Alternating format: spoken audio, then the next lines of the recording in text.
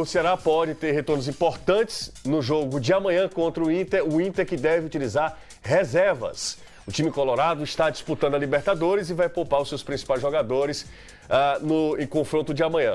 Vamos dar uma olhada no último treino do Ceará antes da viagem a Porto Alegre.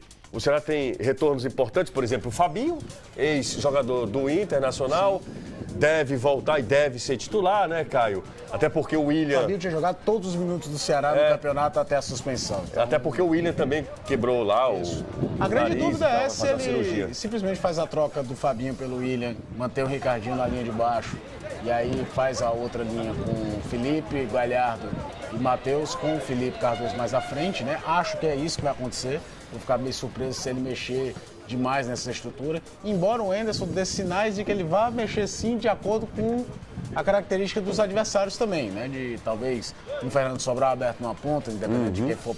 Não acho que para esse específico jogo, mas quando pegar uma equipe como o Corinthians, por exemplo, que tem o Pedrinho fazendo a diagonal o tempo todo, talvez um jogador de externo mais defensivo, eu acho que ele vai fazer isso algumas vezes.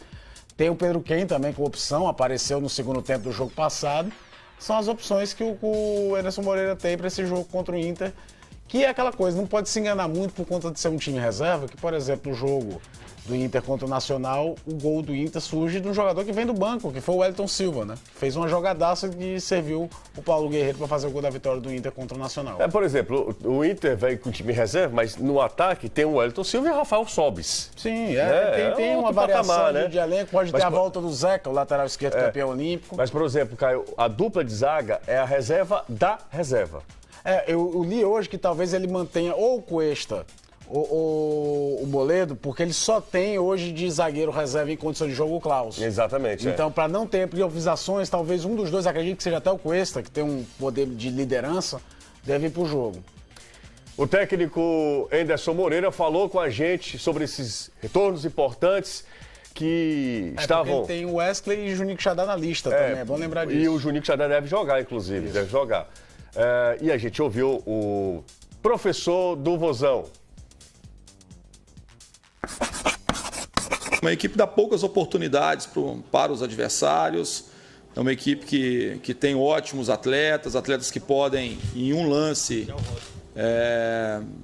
desequilibrar e conseguirem fazer o gol. É uma equipe que, como eu falei assim, muito bem organizada, uma equipe que tem muita intensidade no jogo. São essas dificuldades que eu vejo assim. A gente está recebendo ótimos atletas que não estavam aptos a poder participar do elenco, assim. Então isso nos dá muita certeza de que a gente ainda vai crescer muito ainda, que a gente tem espaço para crescer, que a gente tem aonde caminhar. Esses atletas, à medida que eles começarem a jogar, eles vão nos proporcionar boas alternativas, porque eles possuem características que são um pouco diferentes dos atletas que estão jogando. E isso é muito bom. Você começa a ficar mais recheado de possibilidades. Falou, professor. O VAR tá chamando. Vamos lá, vamos ao VAR, porque eu quero saber da galera qual o placar, aliás, qual o resultado de amanhã entre Inter e Ceará. O jogo em Porto Alegre, no Beira-Rio. Ontem eu fiz essa pergunta para vocês. Fez, e ficou bonito. Bom, eu quero saber, empate, vitória do Vozão ou derrota lá em Porto Alegre, lá no Beira-Rio? Vamos lá, quero saber da galera. Empate e uma derrota, é isso? Tem um V lá no fundo ali. E tem um Vzinho lá no fundo, uma de vitória. Então, a galera tá imaginando que o Ceará pelo menos vai conseguir um empate lá no Beira-Rio.